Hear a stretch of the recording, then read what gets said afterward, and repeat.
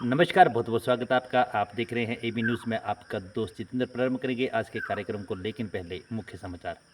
केजरीवाल की जमानत पर वकील सिंघवी ने दी पाकिस्तान के पूर्व पीएम इमरान की दलील। वह कलेक्टर जिससे पंगा लेना पूजा खेड़कर को पड़ा भारी, अब उन पर लगे ये आरोप। योगी से खटपट, 1 घंटे की मुलाकात, नड्डा से केशव प्रसाद मौर्य को क्या मिला सियासी पैगाम।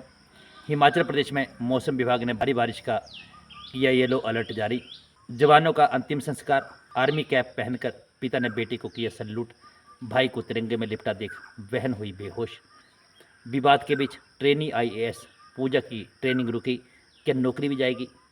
जमीन माफिया ने ली तो हाथ जोड़कर कलेक्ट्रेट की फर्श पर लेट गया किसान। नए विधायक तय करने नए विधायक तय करेंगी पुरानी प्राथमिकताएं जारी रहेंगी या नहीं। एनटीए के ट्रक से ही गायब कर दिया नीट का पेपर। पटना में सीबीआई के हत्थे चढ़े। बरसात से क्षतिग्रस्त सड़कों के उन्नयन के लिए 172.97 करोड़ जारी करने का किया अनुरोध। अब समाचार विस्तार से। आबाकारी नीति केस में दिल्ली के सीएम अरविंद केजरीवाल की जमानत याचिका पर सुप्रीम कोर्ट में सुनवाई हुई। कथित घोटाले से जुड़े भ्रष्टाचार के एक मामले में केंद्रीय जांच ब्यूरो ने 26 जून को उन्हें तिहाड़ से गिरफ्तार किया था, जिस पर सुनवाई हो रही थी। सुनवाई के दौरान कोर्ट में पाकिस्तान के पूर्व पीएम इमरान खान का भी जिक्र हुआ। अभिषेक मनु सिंघवी ने कोर्ट से कहा कि 3 दिन पहले हमने देखा कि पाकिस्तान में इमरान खान रिहा हुए, उन्हें दोबारा दूसरे केस में गिरफ्तार कर लिया गया। लेकिन हम गर्व से कह सकते हैं कि हम वैसे देश में नहीं हैं जैसा देश वो है। ऐसा हमारे यहाँ नहीं हो सकता। उन्होंने कहा कि अरविंद केजरीवाल एक मुख्यमंत्री है, कोई आतंकवादी नहीं। उनको जमानत ना मिले तारीखें इस बात का बयान करती हैं। गिरफ्तारी की कोई ज़रूरत नहीं थी, ये केवल इंश्योरेंस अरेस्ट था। सुप्रीम कोर्ट के जस्टिस संजीव खन्ना ने अपने आदेश में साफ कहा कि इंटेरोगेशन गिरफ्तारी का आधार नहीं हो सकता। ये कोई पोस्ट ऑफिस सिस्टम नहीं है। अरविंद की गिरफ्तारी को लेकर 25 जून को एक अर्जी दाखिल की गई थी। निचली अदालत ने केवल एक ही आधार पर गिरफ्तारी की इजाज़त दी थी। सीबीआई ने अपनी अर्जी से गिरफ्तारी का कोई आधार नहीं दिया, केवल यह कहा केजरीवाल को गिरफ्तार करना है। अगली खबर, महाराष्ट्र कैडर की ट्रेनी आईएएस पूजा अधिकारी खेड़कर के विवाद में सबसे बड़ा सवाल यह है कि आखिर पुणे में वह कलेक्टर कौन सा है जिसे पूजा खेड़कर को पंगा लेना इतना भारी पड़ गया। उसकी ट्रेनिंग तक रद्द कर दी गई। उन्हें अब लाल बहादुर शास्त्री राष्ट्रीय प्रशासन अकादमी से वापस बुला लिया गया है। उन्हें 23 जुलाई तक यहाँ रिपोर्ट करने को कहा गया है। लेकिन इसी बीच पुणे के उस कलेक्टर पर भी एक सनसनीखेज आरोप लग गया है। चौंकाने वाली बात यह है कि यह आरोप किसी और ने नहीं बल्कि पूजा खेड़कर ने लगाया है। पूजा ने पुणे कलेक्टर पर उत्पीड़न की शिकायत दर्ज करवाई है। पुणे के कलेक्टर का पूरा नाम सुहास दिवसे है। वह महाराष्ट्र कैडर के 2009 के बैच अधिकारी हैं। सुहास दिवसे महाराष्ट्र सरकार में कई पदों पर कई अहम भूमिकाएं निभा चुके हैं। वह अभी हाल ही में भंडारा जिला अधिकारी के रूप में भी उन्होंने काम किया है। सुहास दिवसे ने 24 जून को पूजा खेड़कर को लेकर शिकायत की थी, जिसमें दिवसे ने बताया कि सामान्य प्रशासन विभाग को आईएएस पूजा खेड़कर के पिता दिलीप खेड़कर की ओर से कलेक्टर ऑफिस में सुविधाओं को लेकर बनाए जा रहे अनुचित दबाव के बारे में बताया था। साथ ही यह भी मेंशन किया था कि प्रोबेशनरी आईएएस अफसर होने के बाद पूजा खेड़कर स्पेशल सुविधाओं की डिमांड कर रही हैं। अगली खबर, उत्तर प्रदेश की राजनीति में सब कुछ ठीक नहीं है। बीजेपी को लोकसभा चुनाव में एक झटका मिला। मतभेद की कई दीवारें पार्टी के अंदर खड़ी हो गई। डिप्टी सीएम केशव प्रसाद मौर्य एक अलग ही मोर्चे में इस समय चल रहे हैं। वहां पर पार्टी अध्यक्ष जेपी नड्डा से उन्होंने मुलाकात भी की है। माना जा रहा है कि कई मुद्दों पर गहन चर्चा हुई। आगामी विधानसभा चुनाव को लेकर भी मंथन हुआ। अब मीडिया रिपोर्ट्स के मुताबिक केशव प्रसाद मौर्य खुद दिल्ली नहीं गए, बल्कि उन्हें नड्डा ने ही बुलाया था। जब लखनऊ में कार्य समिति की बैठक हुई, उस समय ही इस दिल्ली वाली मुलाकात पटकथा लिख दी गई।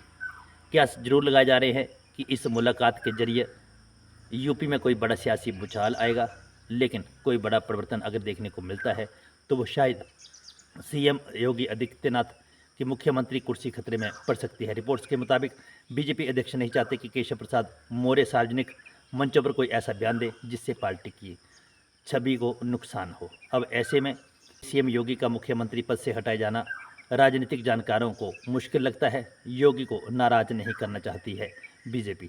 अगली खबर, हिमाचल प्रदेश के कुछ हिस्सों में बुधवार को रुक रुक कर बारिश जारी रही और स्थानीय मौसम विभाग ने अगले 4 दिनों तक राज्य में अलग अलग इलाकों में भारी बारिश का पूर्वानुमान लगाया है। मौसम विभाग ने येलो अलर्ट जारी कर इसकी जानकारी भी दी है। शिमला स्थित मौसम विभाग ने हिमाचल में 23 जुलाई तक बारिश का पूर्वानुमान लगाया है। इस बारिश के कारण पौधों, बागवानी, खड़ी फसलों को नुकसान होने, कमजोर संरचनाओं को आंशिक रूप से क्षति पहुंचने, तेज हवाओं और बारिश के कारण कच्चे मकानों और झोपड़ियों की मामूली क्षति होने, यातायात व्यवधान और निचले इलाकों में जल भराव की चेतावनी भी दी है। मंगलवार शाम ओलिंडा में 94.6 मिलीलीटर बारिश दर्ज हुई, जबकि नैना देवी में 44.8, बैजनास में 32, धर्मशाला में 14.4, नाहन में 10, मंडी में 8.6 और कंडाघाट में 5.6 मिलीलीटर बारिश दर्ज हुई। राज्य आपदाकालीन परिचालन केंद्र शिमला के अनुसार 27 जून को मानसून के आगमन से लेकर 16 जुलाई तक राज्य को आपदा से 186 करोड़ रुपए का नुकसान और 31 लोगों की मौत हुई है। अगली खबर, जम्मू कश्मीर में आतंकी हमले में शहीद राजस्थान के झुंझुनू जिले के दोनों जवानों का सैन्य सम्मान के साथ अंतिम संस्कार कर दिया गया।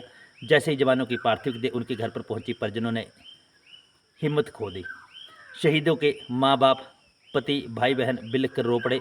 शहीद ब्रजेश सिंह दोराता झुंझुनू के सिंघाना थाना इलाके में खुणादी ढाणी के रहने वाले थे और अजय सिंह भी इसी इलाके के भैंसावत कला के रहने वाले थे। विजेंद्र सिंह की पार्थिव देह जब उनके घर पर पहुंची तो उन्हें देखकर मां बिलख पड़ी। विजेंद्र सिंह के बेटे ने अपने दादा की गोद में बैठकर पिता के अंतिम दर्शन किए। वहीं शहीद अजय सिंह की पार्थिव देह देखकर पत्नी बेसुध हो गई। अजय के पिता ने आखिरी दर्शन करने के बाद आर्मी कैप पहनकर बेटे को सलामी दी। भाई को तिरंगे में लिपटा देखकर अजय की बहन बेहोश हो गई।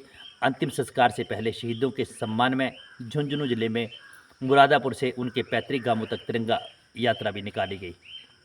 अगली खबर, महाराष्ट्र की ट्रेनी IAS पूजा खेड़कर का विवाद इन दिनों सुर्खियों में है।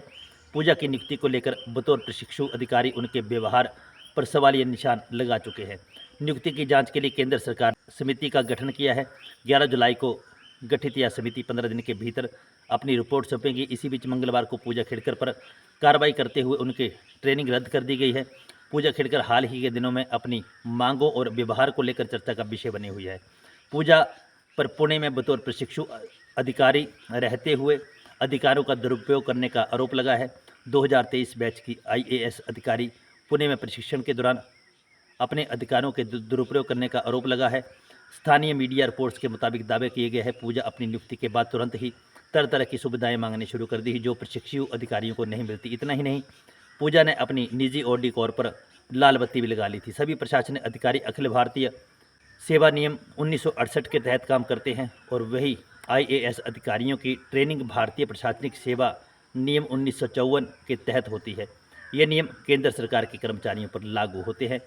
अगली खबर, बेहद पुरानी और घिसी हुई धोती पहने एक बूढ़े किसान सिस्टम में इतना पिस गए कि उन्हें कुछ और नहीं सूझा तो वे कलेक्टर के दफ्तर की चमचमाती फर्श पर ही हाथ जोड़कर लेटते हुए बोलने लगे कि अब हम क्या करेंगे, अब हम क्या करेंगे।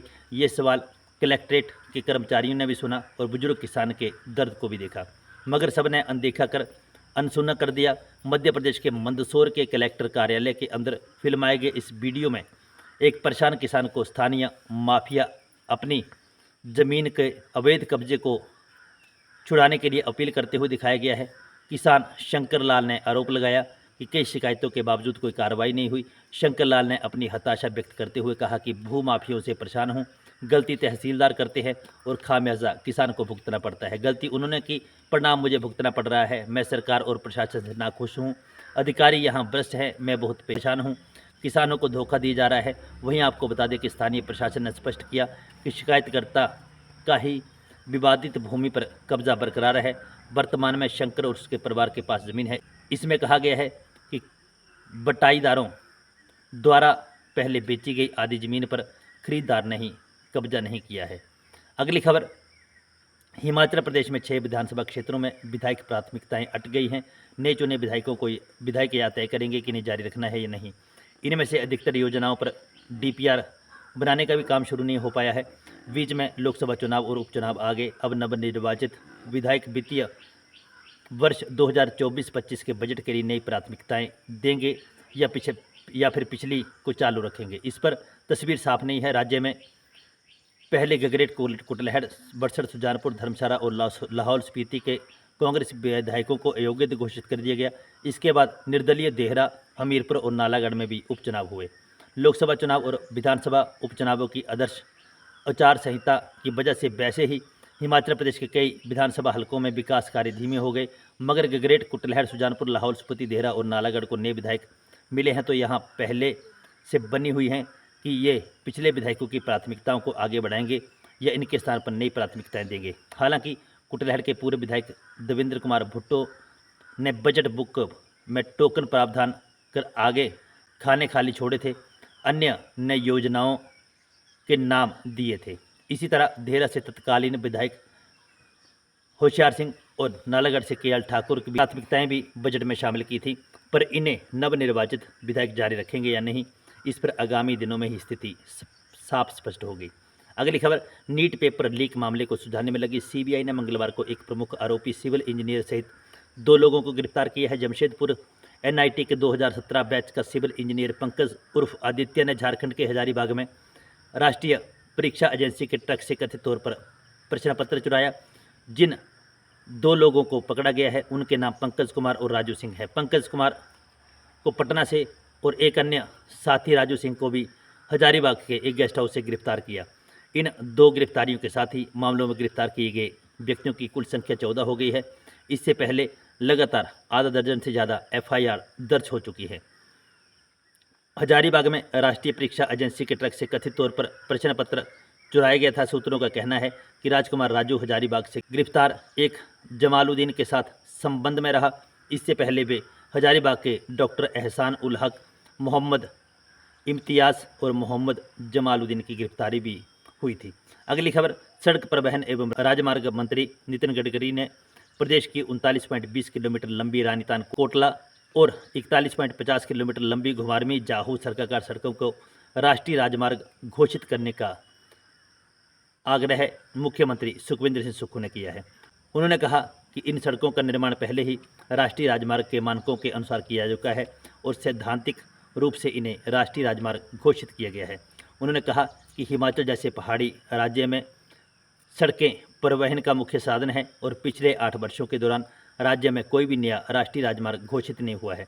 मुख्यमंत्री ने मंगलवार को दिल्ली में केंद्रीय सड़क परिवहन एवं राजमार्ग मंत्री नितिन गडकरी द्वारा राष्ट्रीय राजमार्ग परियोजनाओं की समीक्षा बैठक में यह बात कही। उन्होंने राज्य आपदा 2023 के दौरान क्षतिग्रस्त हुए राष्ट्रीय राजमार्गों के साथ लगते विभिन्न राज्य मार्गों के उन्नयन के लिए 172.97 करोड़ रुपये जारी करने का अनुरोध किया। मंगलवार सायं नई दिल्ली में केंद्रीय सड़क परिवहन और राजमार्ग मंत्री नितिन गडकरी द्वारा राष्ट्रीय राजमार्ग परियोजनाओं की समीक्षा बैठक में यह बात कही। उन्होंने आपदा 2023 के दौरान क्षतिग्रस्त हुए राष्ट्रीय राजमार्गों के साथ लगते विभिन्न राजमार्गों के उन्नयन के लिए 172.97 करोड़ रुपये जारी करने का अनुरोध किया। उन्होंने कहा कि इन सड़कों में कुल्लू मनाली मंडी कमांद, कटोला बजोरा सड़क और चैल गोहर पंडो सड़क शामिल है। मुख्यमंत्री ने कहा कि शिमला मटोर राष्ट्रीय राजमार्ग एक महत्वपूर्ण राजमार्ग है जो 8 जिलों को, प्रदेश की राजधानी और सीमावर्ती राज्यों को जोड़ता है। उन्होंने कहा कि सड़क सुरक्षा की दृष्टि से विभिन्न मानकों के अनुसार राजमार्ग का निर्माण उचित नहीं है और अधिकारियों को राजमार्ग का 2 लेन मानकों की बजाय 4 लेन मानकों के अनुसार उन्नयन करने के दिशा निर्देश जारी करने का अनुरोध किया है। बैठक में प्रदेश निर्माणाधीन नेशनल हाईवे प्रोजेक्ट पर भी कार्य समीक्षा की गई। इस बैठक के दौरान लोक निर्माण मंत्री विक्रमादित्य सिंह, सीपीएस सुंदर सिंह ठाकुर, NHIA व लोक निर्माण विभाग के अधिकारी उपस्थित रहे। तो बंधुओं, ये थे आज के कुछ अहम समाचार जो हमने आपके साथ साझा की। खबरें पसंद आई हो तो लाइक और शेयर करें। जो दोस्त हमारे साथ नहीं जुड़े हैं वे हमारे यूट्यूब और फेसबुक पेज को लाइक और फॉलो भी करें। इन्हीं शब्दों के साथ अभी के लिए बस इतना ही। बने रहें AB न्यूज़ के साथ। जय हिंद, जय भारत, जय हिमाचल।